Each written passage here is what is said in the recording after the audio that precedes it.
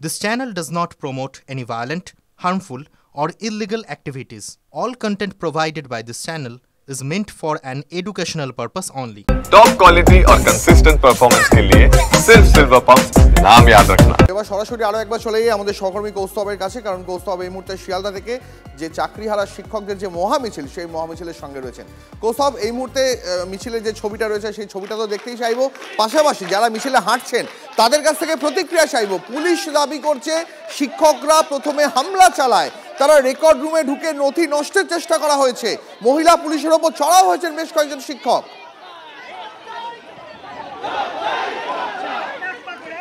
একদম, এটাকেও আমি একটু জেনে নেওয়ার চেষ্টা করবো। আপনারা তো পথে নেমেছেন গতকালের ঘটনার প্রতিবাদে, কিন্তু অন্যদিকে পুলিশ অভিযোগ করছে যে আপনারা ফার্স্টে হামলা করেছেন, নথিপত্র নষ্ট করেছেন এবং আমরা চাকরি হারিয়ে, আমরা সর্বশান্ত খুইয়ে, আমাদের যে শেষ সম্বল সেটা আমরা খুইয়ে রাস্তায় নেমেছি, আমরা হামলা করে পুলিশের ওপরে। দেখেছেন তো আমাদের কি আছে আজকে সুপ্রিম কোর্টের অর্ডারে, আজকে আমাদের সবাই চাকরি হারা, আমরা হামলা করতে গেছি পুলিশের ওপরে। আমরা আমাদের দাবি নিয়ে যেন আমাদের চাকরিতে সসম্মানে বল রাখা হয়। আজকে আমাদের কি দোষ ছিল, আমরা কি অন্যায় করেছিলাম?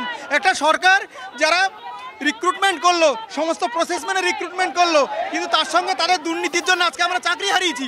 আমরা আমাদের বিচার চাইতে গেছি, আমরা হামলা করতে গেছিলাম, আজকে আমাদের চাকরিটা ফিরিয়ে দিন। বুঝতে পারছি, আমাদের সঙ্গে থেকে আমি তোমার কাছে আসবো। তবে এই মিছিলেরই আরেক প্রান্তে রয়েছেন আমার আরেক সহকর্মী সুমন মহাপাত্র। সুমন, তুমি মিছিলের এই মুহূর্তে যে প্রান্তে রয়েছে সেখানকার ছবিটা দেখতে চাইবো। একেবারে তোমাকে বলে রাখি যে এই মহামিছিলের ডাক কিন্তু পুলিশের অত্যাচারের বিরুদ্ধে, এবং তারা বলছেন যোগ্য শিক্ষকদের স্কুলে ফেরানোর দায়িত্ব এটা রাজ্য সরকার। আমি তোমাকে দেখাবো, এই মুহূর্তে আমি রয়েছি ব্যাংক অফ ইন্ডিয়া বউবাজারের সামনে, অর্থাৎ বউবাজার মোড়ের কাছে, এবং সেখানেও মিছিলের মেজাজ একই রকম, এবং দূর দূরান্ত থেকে শিক্ষক শিক্ষিকারা ছুটে এসছেন এবং তারা দাবি করছেন যে করে হোক তাদেরকে স্কুলে ফেরাতে হবে, এবং তার জন্য তারা ক্রমাগত রাস্তায় থাকবেন। আজকে তাদের এখানে কর্মসূচি রয়েছে এবং আগামীকাল তাদের এসএসসি অফিসে কর্মসূচি রয়েছে। আমি কথা বলার চেষ্টা করব।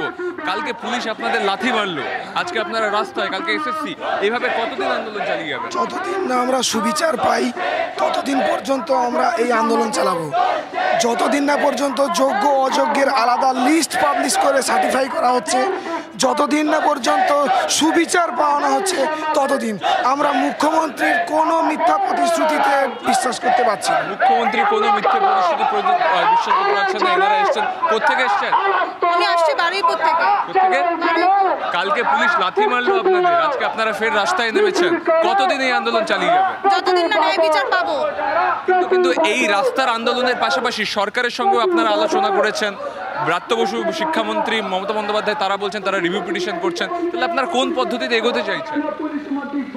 আমরা ন্যায় বিচার চাই, এবং সেই ন্যায় বিচার যে পথেই আসুক না কেন আমরা ছিনিয়ে আনবো। তার জন্য এই মুহূর্তে বিবি গাঙ্গুলি স্ট্রিটে রয়েছে, এবং বিবি গাঙ্গুলি স্ট্রিট কেন বলবো, উত্তর কলকাতা শিয়ালদা থেকে বউবাজার এলাকা রীতিমতো স্তব্ধ হয়ে গিয়েছে।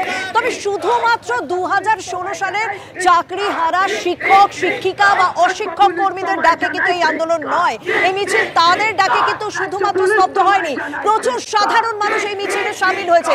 তবে অনেকে পুলিশের ভূমিকা নিয়ে তো অবশ্যই প্রশ্ন তুলছে। তখন আমার সহকর্মী দীপ একটা প্রশ্ন করেছিল, পুলিশের শতপ্রণোদিত মামলা করছে, কিন্তু আমি যখন এই ধরনের খবরগুলো করতে বেরোই, আমি একটা ঘটনার উদাহরণ আপনাদের সামনে তুলে ধরতে চাই।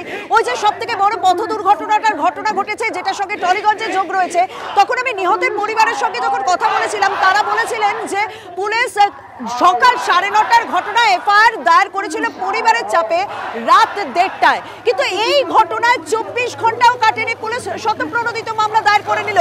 যে কারণে পুলিশের ভূমিকার সমালোচনা করছেন গতকাল যারা এই ডিআই অফিস অভিযানে সামিল হয়েছিলেন, গতকাল যাদের পিঠে লাঠি পড়েছে, পেটে লাথি পড়েছে, তারা আজ সেই কারণে কিন্তু পথে রয়েছেন।